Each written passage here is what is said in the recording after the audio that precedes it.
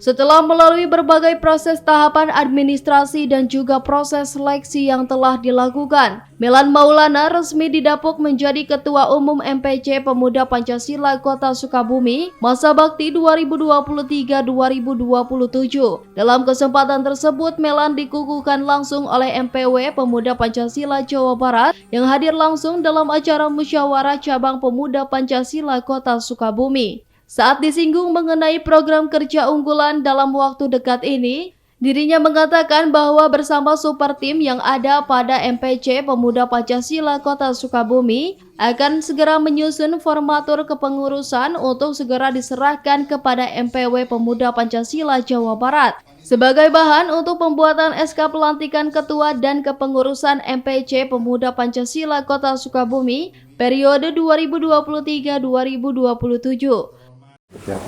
Sebetulnya kolaborasi dengan pemerintah daerah itu sudah kita lakukan jauh-jauh hari sebelumnya. Hanya mungkin hari ini ya kita akan lebih tingkatkan frekuensi kerjasamanya. Tidak hanya tadi saya sampaikan, tidak hanya kita Kota Sukabumi memerlukan pembangunan fisik, tetapi juga pembangunan mental seperti itu.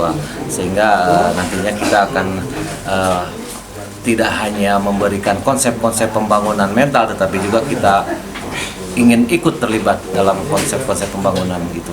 Rencana untuk pengukuhan dan pelantikan sendiri?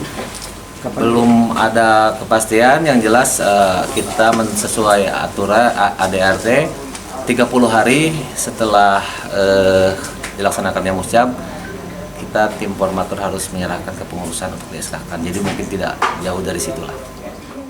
Sementara itu, Wali Kota Sukabumi Ahmad Fahmi yang sempat menghadiri pembukaan acara prosesi musyawarah cabang Pemuda Pancasila Kota Sukabumi ini berpesan agar hadirnya Ormas Pemuda Pancasila di Kota Sukabumi ini dapat senantiasa selalu bersinergi serta berkolaborasi dengan pemerintah Kota Sukabumi untuk menuju Indonesia Emas.